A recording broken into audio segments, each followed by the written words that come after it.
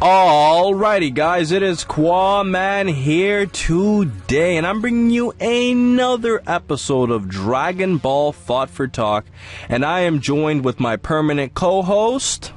Hello there, beautiful friends, it's Blackenfist. And I am also joined with a very special guest. Dragon Ball Nation, what's going on, guys? And in this video, we will be discussing something I've always wanted to talk about called, are Saiyans truly the strongest race? And I'm sure that the majority of you are probably going to say, well, of course, yes, they are. And I have a lot of thoughts to say about this, so does Blackenfist, and so does Josh. So without wasting any more time, let's get straight into this video. So, Josh, you said you were starving to talk about this too, so why don't you start us off? Well, are Saiyans the strongest race? And I think the answer for me is simply no, they're not. You know, they've been shown in filler as well to be a mostly weak race with a few elites, of course. Vegeta and Nappa are considered elites, and they are much weaker than many of Frieza's. Actually, they're a lot stronger than many of Frieza's soldiers, but Frieza himself is so many thousands of times stronger than them that it's not even contest between their strengths, and Frieza has a completely natural strength of his own. Even his first form, which is actually a downgrade of his final form to suppress his power, but that in itself, his first form is so immensely more powerful than Vegeta, who, you know, has been shown training throughout the series, and not to mention Frieza's golden form in the new film Fukkatsu no F. I think that Frieza's race, from what we've seen, at least for me, would be the strongest race in my mind. Saiyans are a very powerful race. You know, Goku and Vegeta are shown to be the most powerful warriors in the series, really, not including Beerus and Whis because they're gods and not necessarily a part of any race that we're aware of. Frieza and Goku and Vegeta at this point in Dragon Ball Z are the three most powerful characters we can name a race onto, I suppose you could say. But Vegeta and Goku, I would like to say that they are a part of the race with the most potential, but at the same time, you gotta think Frieza's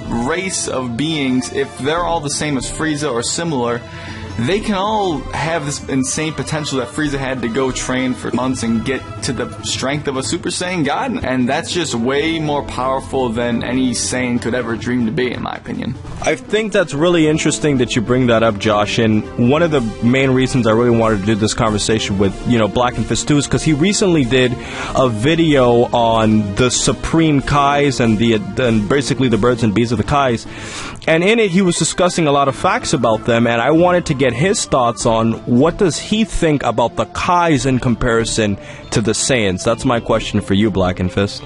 Well, I really think that there's no comparison. I think the Kais or Shinjins, which is the race that the Kais are, would probably wipe the floor with the average Saiyan. Although the Saiyans really like to fight and they have a real fondness for it, in things like the Bardock Father of Goku TV special, despite not being canon, it gives us a glimpse on how other races view the Saiyans, and you can see that the Saiyans really aren't viewed in very high esteem. They're viewed as kind of trash, and they're viewed as kind of doing the grunt work that other races can't be bothered to do because they have a lot more important and more dangerous jobs to do that Saiyans usually can't do. This was hinted at when Dodori and Zarbon were talking about the Saiyan squads, and although the Saiyan squads were improving, it is clear that the Saiyan squads have a reputation for being not very formidable compared to some of their other squads that they have in, I guess, the Frieza army. Well,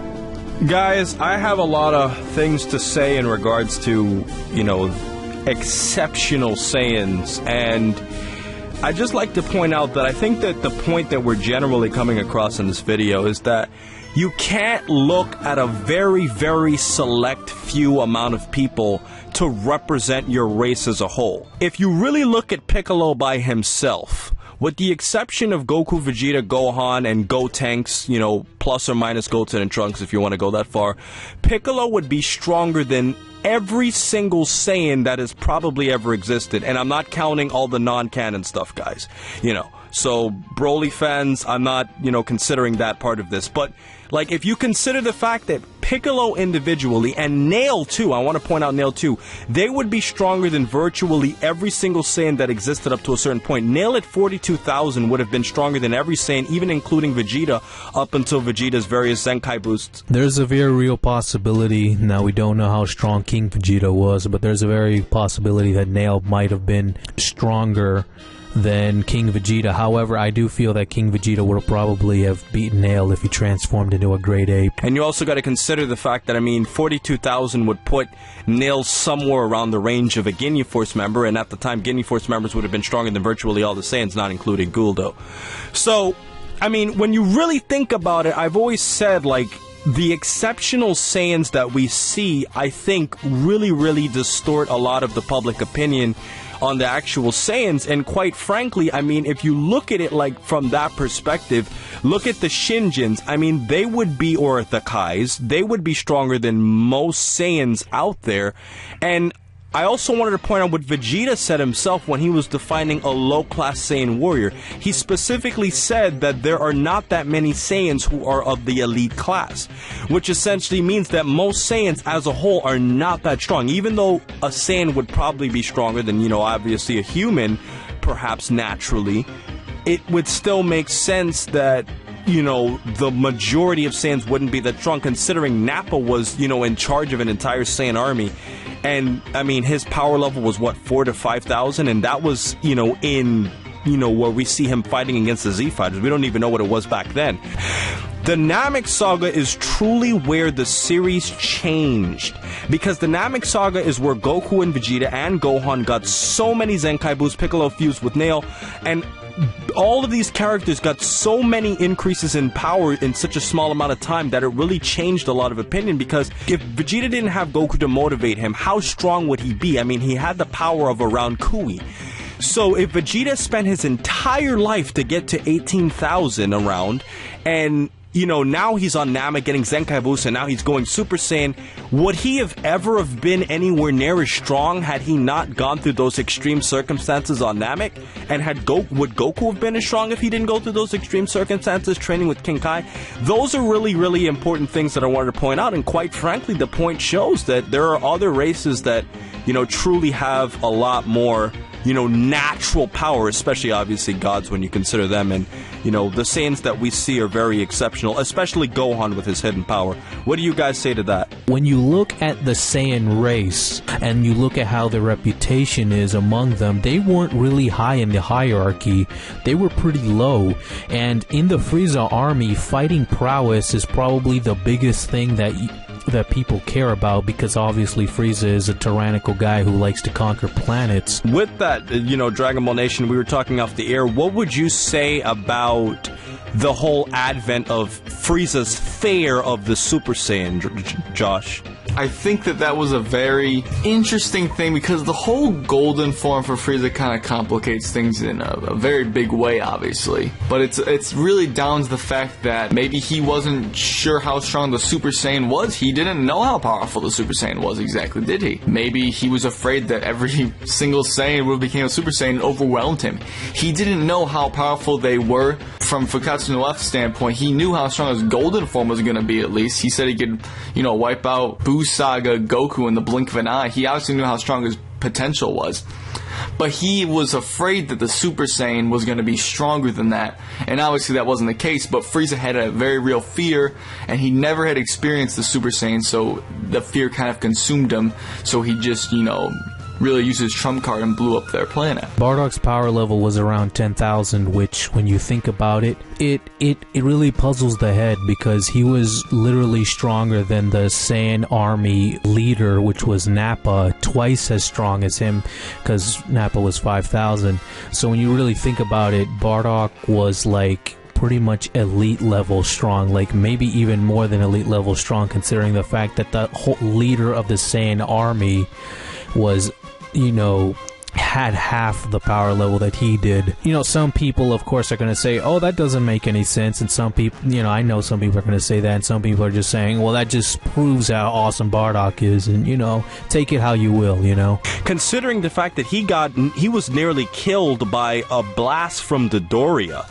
And, I mean, that still shows you that as strong as Bardock was, he wasn't even close to Dodoria, and Dodoria wasn't even the strongest of Frieza's henchmen, so even though he was one of the top henchmen, not counting the Ginyu Force.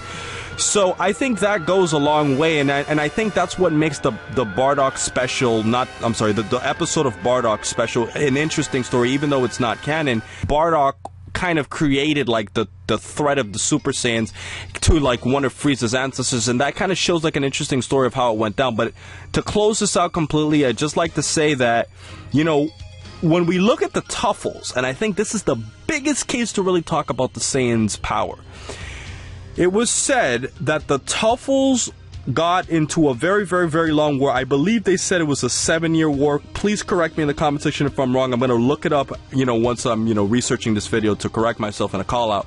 But they got into a long war with the Saiyans, and it was said that the Saiyans overpowered them once they had a full moon that took place every couple of years. And that really tells you that Saiyans were not even that much stronger than, you know, weak people who were, you know, high in technology, even with their natural strength, and they really had to go into their Ozaru forms in order to overpower the Tuffles and eventually, you know, gain power on the planet itself.